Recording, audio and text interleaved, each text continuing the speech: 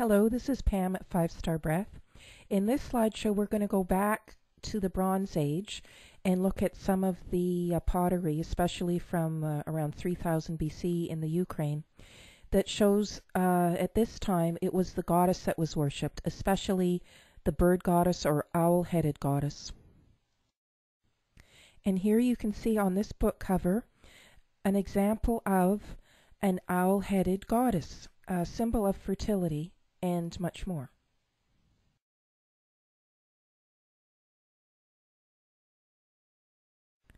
The owl goddess motif lasts for thousands of years, as seen on this ancient Greek pottery from about 700 BC, and you can see the owl-like bird goddess head.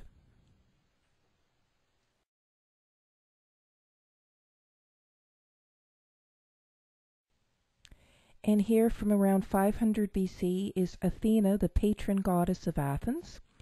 And although she is not a bird-headed goddess, she does hold the owl in her sinister, dark and deadly left hand.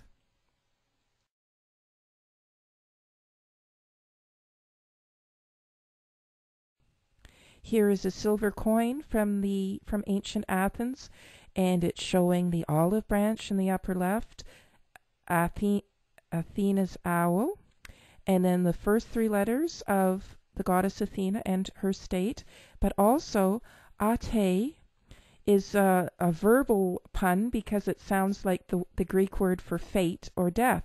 So here we've got a whole suggestion of a fertility and underworld goddess, a bit of that residue coming on the goddess Athena, and the Greek word for death is thanatos, so Athena is like suggesting a bit of a deathless or immortal.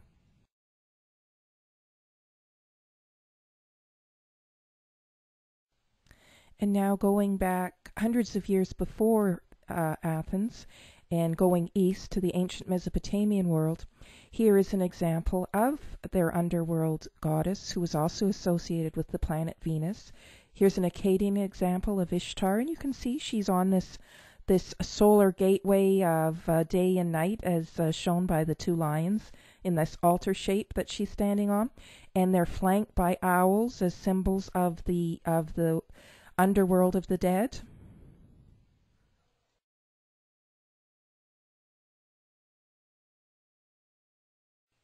And here's the Egyptian equivalent in this altar shape, Hathor, the Egyptian equivalent of Venus or Inanna Ishtar Astarte from Sumeria. She's goddess of the underworld. She's at the gateway of the sun's death and rebirth, and she's a goddess of fertility.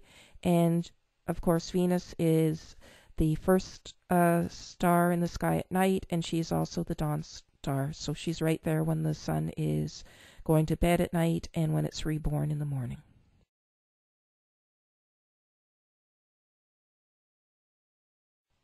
And here we see again another Egyptian hieroglyph, and it looks like that same altar that Hathor's head was in, but now it's the twin peaks, the golden mountains, from which the sun is reborn every morning and through which the sun goes to its death or its sleep at night.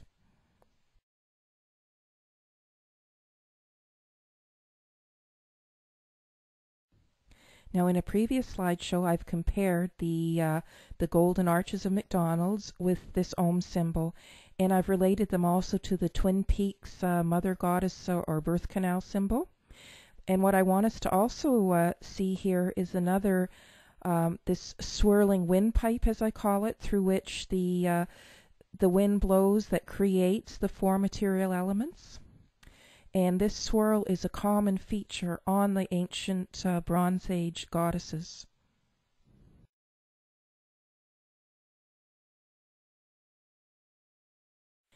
And on this Bronze Age owl goddess pottery, look at all the goddess swirls of life, inspiring the world with this matrix of life.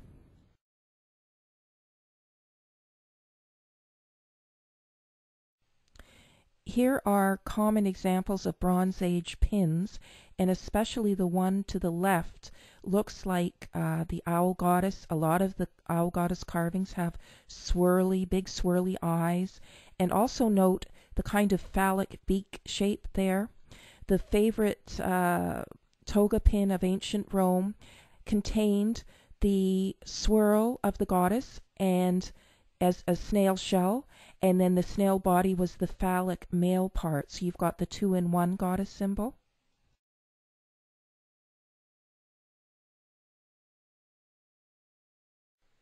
And there's a further suggestion of the male in this female bird-headed goddess here, where you've got, if it was at the back, it could be her buttocks that have this goddess swirl. But seeing as it's at the front, these could also represent scrota.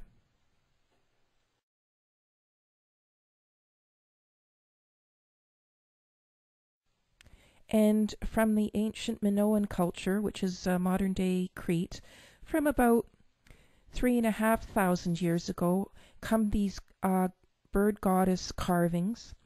And here they don't show the swirly eye that you see in so many of the carvings, but you do see also the example of the two-in-one, where you've got a male symbol in the nose. The beak looks very phallic on the left-handed owl version.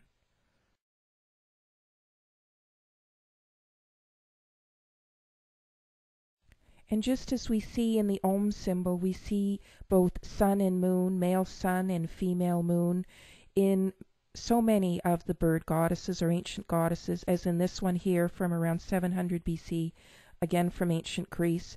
You've got a goddess who's got a phallic type head, kind of a gooseneck head even.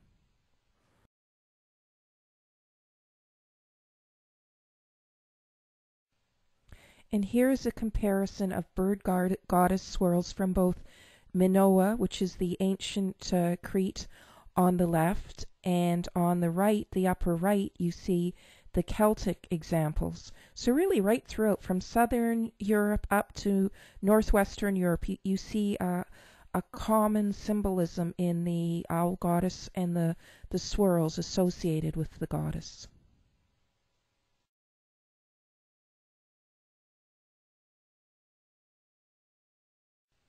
And here is the famous Lithuanian archaeologist Maria Gimbutas. I highly recommend her books, especially Language of the Goddess, for those who want to learn more. Here she's standing by the stone carving from Newgrange, the about 2000 BC mound in North Ireland, and note all the goddess swirls and perhaps the owl-like feature, and especially note the 3 dots in the face.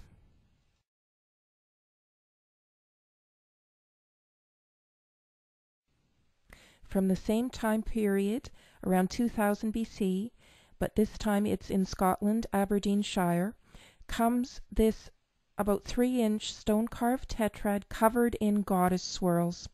And note it's also got 3 dots, this time in the triad design, where you've got the creator god and then the moon and the sun represented by these 3 dots.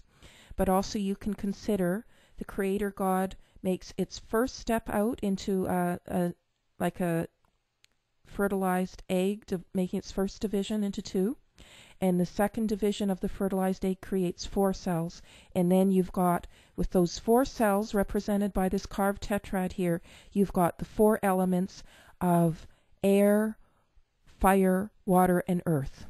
And the 3 dots could also be those gunas of sattva, rajas, and tamas in the Sanskrit system.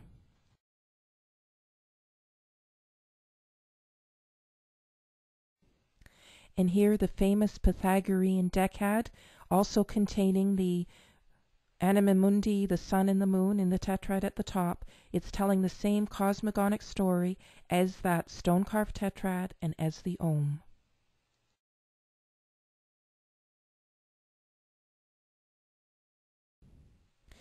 And here is a painted plate from the Cucuteni culture, and just look how it just seems like the splitting cells, of cell division happening. This whole story being told here.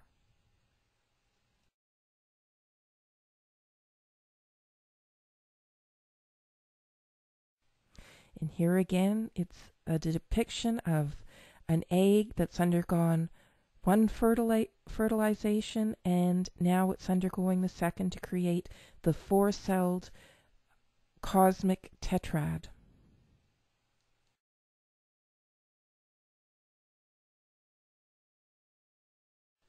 Here's a charming owl goddess with what looks like eggs on her design, or even ovaries and fallopian tubes. There was a fabulous black and white plate like the two shown, except they had 5 eggs or 5 ovaries with fallopian tubes that intercrossed to make a 5-pointed star. I couldn't find it in the Gimbutas books when I looked again, though.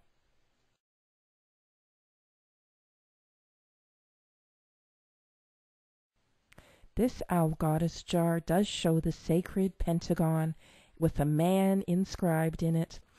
And remember back to the Da Vinci sketch that inscribed the Measure of Man sketch, also inscribed a man in a pentacle.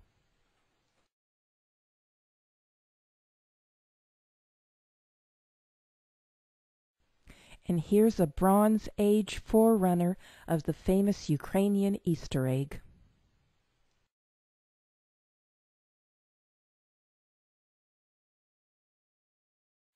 Besides the idea of the 4 elements of the material world seen in this 4-celled zygote, you also have the idea of death and birth. If you can see, there's like a little sprout coming out. So this could be like the seed that's been buried, the dead seed that's come to life again with the sprout.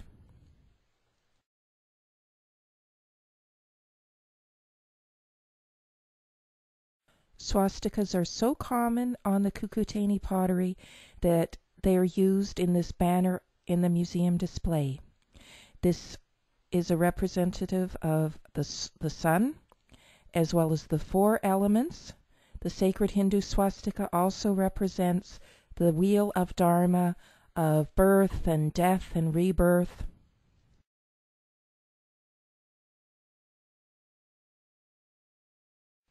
And here's the same symbolism from a fry pan from Bronze Age Greece.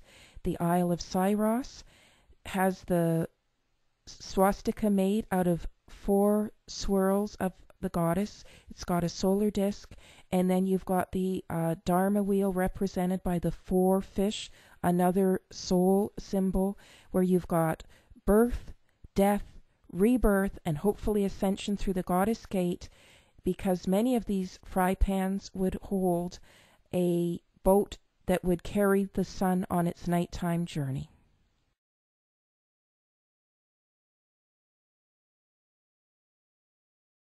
And here is Odysseus escaping from the Cyclops cave by tying himself under a big ram, recognizing that the Cyclops is a sun symbol and the ram is a symbol of nighttime. What we're seeing is from the cave of sun and moon, the cave of the heart, represented by the Om, we are seeing the beginning of a nighttime solar bark voyage that Odysseus is starting, because night will start when the moon or the ram leaves the cave of the heart.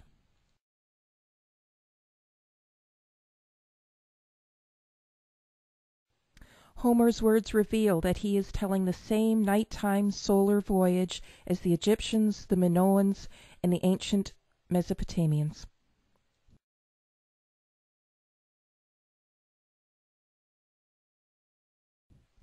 Odysseus is outstanding in his respect and kindness towards women, and his love of his wife and the goddesses. The other Homeric hero, Achilles, abuses women, ignores Athena the goddess's advice. He dies on the battlefield.